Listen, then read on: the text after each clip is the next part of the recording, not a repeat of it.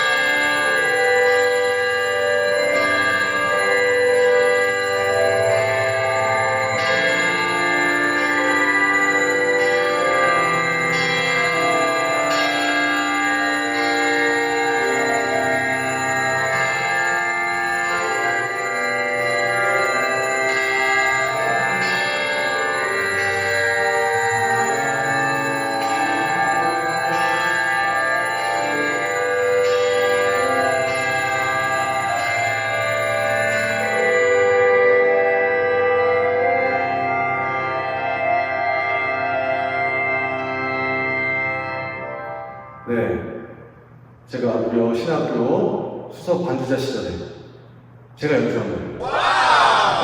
네, 자랑하려고 넣었어요. 본당 수련에서 좀 이렇게까지 타종 좀 제대로 듣기는 어렵죠. 좀 우리가 반주자가 좀 부족하기 때문에. 그래서 이런 식으로 전례 때 종이 쓰인다. 네. 그런데 성변화 때 치는 것은 필수는 아니에요. 아까 앞에서 말씀드린 성목요일, 파스카 성야미사 때는 전례적으로 필수적으로 타종이 들어가야 하는데 이 성변화 때 치는 것은 필수가 아닙니다. 이게 왜 생겼냐면 제2차 바티칸 공의회라고 아시나요? 네, 여긴 아시고 그런 게 있었어요. 네. 교회의 역사를 바꾸는 교회 아주 좀 폐쇄적이고 자기들만 알았던 이 가톨릭 교회를 세상으로 문을 열어주게 만든 아주 결정적인 사건이 있었는데 이게 1962년부터 65년까지 있었던 제2차 바티칸 공의회입니다. 근데 그 이전에는 미사를 벽을 보고 했어요. 다 한쪽 방향으로. 그리고 라틴어로만. 네. 그러니까 우리나라에서도 라틴어로만 미사를 바치고 이런 모습이에요. 네. 어떻게?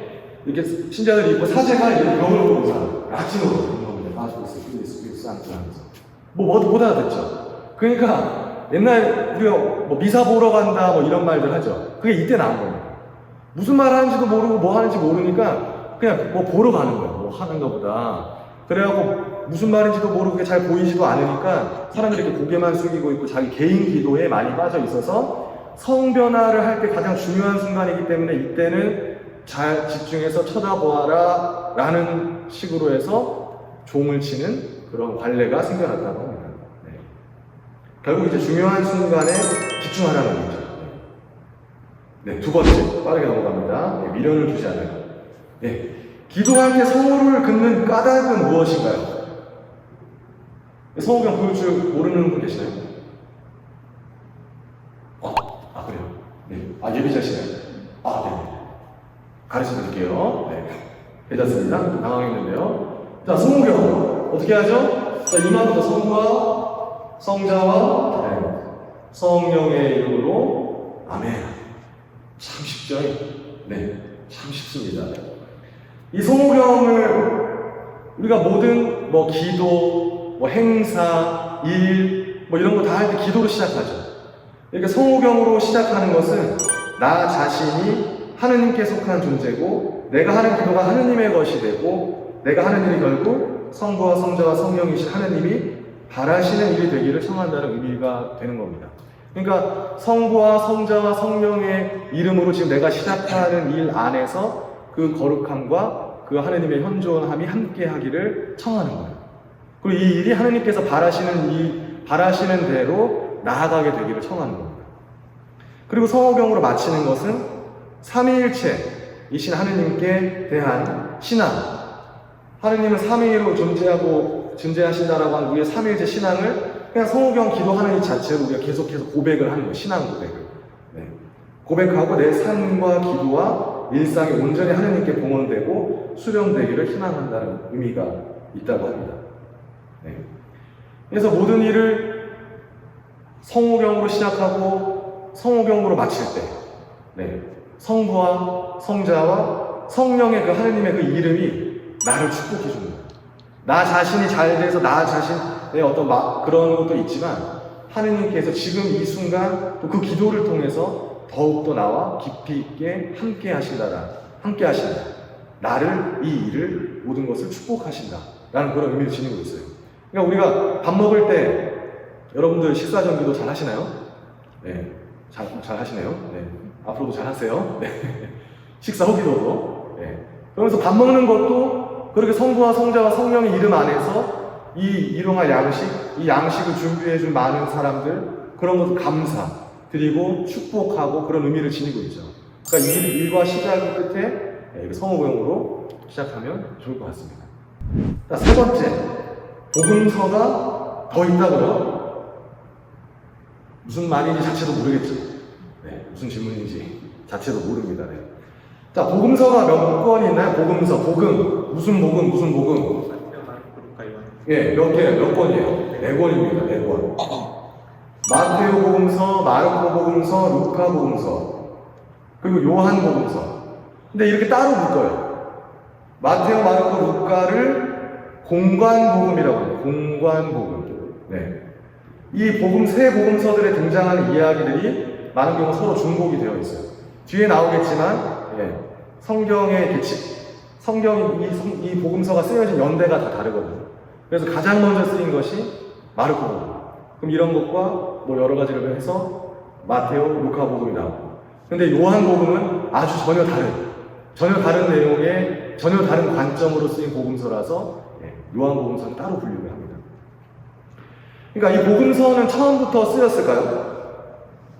예수님, 그 12사도들이 예수님이랑 같이 다니면서 이거 적어놔야 될게 하고 계속 적어가지고 생겼을까요?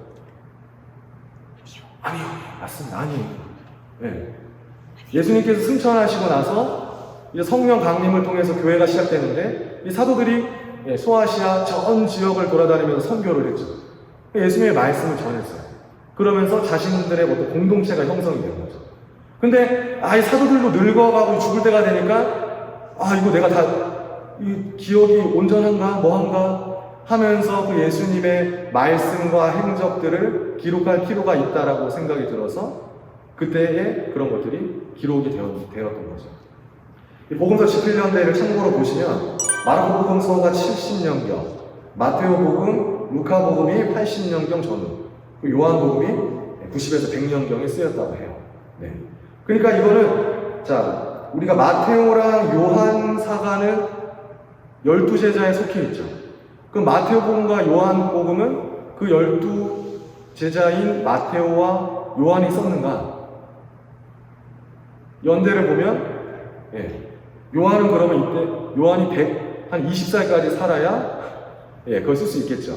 그러니까 우리가 전통적으로는 성경 그 복음서의 저자를 마테오, 요한이라고 얘기하지만 결국 이거는 이 사도들의 증언 그리고 신학적 관점이 이 공동체 안에서 이렇게 드러나서 적힌 것이에요. 그러니까 성경의 저자가 누구죠? 하느님. 이건 외우세요. 교리예요. 성경의 저자는 하느님의 그 영감으로 인간 저자가 성경을 적은 거예요. 공동 저자라고 할 수 있겠죠. 그러니까 하느님의 그 계시와 그 영감으로 이 복음 사가들의 공동체에서 뭐죠? 복음 사가들의 공동체에서 이러한 것들을 적었다, 기록하였다라고 볼 수 있습니다. 네. 그러니까 정경과 외경이라는 게 있어요. 정경 들어보셨나요? 인정받은 책. 네? 인정받은 책. 잘 알아요. 홍창미 형제님은 제2차 바티칸 공회도 잘 알고 있습니다. 아마 주님의 이도를 라틴어로 할 수 있을 거예요. 자, 정경, 신학생은 아닙니다. 일반 청년이에요. 정경과 외경. 맞습니다. 정경은 교회가 공식적으로 성경, 우리가 이거는 정확히 하느님의 말씀이다 라고 선정하고 인정한 그 책의 목록을 정경이라고 해요. 구약이 몇 권, 신약이 몇 권? 앞에 적혀 있잖아요. 41. 구약 46권, 신약 27권. 옛날 우리 어릴 때 배울 때는 천국 전화번호를 가르쳐 줬어요. 731 4627. 옛날 제주도에는 앞에 7이 안 붙고 두 자리였거든요. 731 4627. 그 천국 전화번호라고. 근데 차마 전화를 못 하겠는 거예요. 진짜 받을까? 진짜입니다. 그런 눈으로 보지 마시고. 저도 순수했던 때가 있었습니다. 그렇게 외우시면 되겠고. 정경 목록에서는 제외가 되었지만, 이거는 예수님의 행적과 말씀 여러 가지 연구적으로 참고할 만한 가치가 있다라고 여기는 텍스트들을 외경이라고 외경. 그걸 우리가 전례 때 사용하진 않죠. 그러나 학문적으로 그런 것들을 참고해 가면서 예수님의 행적, 말씀들을 다시 재구성하는데 도움을 받고 있습니다. 대표적으로 토마스 복음서, 베드로 복음서, 또 예수님을 배신한 유다 복음서, 야고보 복음서 등이 있어요. 이거는 그 한림성서 연구소에서 신약 외경이라고 해서 묶어서 번역해서 출판이 되어 있습니다. 관심 없으시겠지만 그런 게 있다는 거 좀 더 알고 계시면 좋을 것 같아요. 그리고 거짓 자료이거나 이건 교리에 맞지 않는다라고 하는 텍스트들은 위경이라고 합니다. 위경. 그러니까 이게 개신교 성경 목록이랑 우리랑 좀 달라요. 개신교에선 이것까지 얘기하면 길어지니까 여기까지 하지 않겠고요. 그런 게 있습니다. 점점 차차 더 알아가면서 여러분의 깊은 지식을 전달해 드릴게요. 혹시 질문 있으신가요? 오늘 얘기하신 거 말고 다른 내용 상관없습니까? 일단 해보세요. 그 미사 때 보라 하느님의 어린 양 하실 때 어떤 신부님은 그 쪼개진 게 보이게 보이시는 신부님 계시고 아니면 그 앞 쪼개지지 않은 것처럼 그 보이시는 신부님이 계시던데 혹시 어느 쪽이 맞는 건지? 그거는 루블리카라고 해서 미사 경본을 보면 빨간색 홍주라고 해요. 홍주로 지시사항을 내려줘요. 그 지시사항이 내려진 건 반드시 지켜야 돼요. 근데 거기에 나와 있지 않는 내용은 크게 전례적으로 어긋나지 않으면 여러 가지 모양을 할 수 있습니다. 거기에 이렇게 쪼개진 성체를 성반 위에 들어 올려서 라고 되어 있어요. 그러니까 그것을 몇 각도 몇으로 이렇게 집어라 라고 나와 있지 않습니다. 제가 여쭤본 게 그 박종인 신부님 쓰신 글 가톨릭 뉴스 지금 여기 아마 이게 연재가 되고 있는데 그 신부님은 그 쪼개졌지만 하나인 것을 드러내기 위해 그냥 쪼개지 않는 게 쪼개지 않는 게 좋다라는 식으로 쓰셨던 것 같아서. 그러니까 그럴 수 있는데 아주 근본적으로 일단 쪼갠 건 예수님의 몸, 당신의 죽음으로 우리를 구원하셨다라는 그런 의미가 있는 거예요. 당신의 몸을 쪼개서 그게 순환과 죽음을 의미하죠. 그러니까 쪼갠 거예요. 그래서 그걸 들어서 보라 쪼개진 거.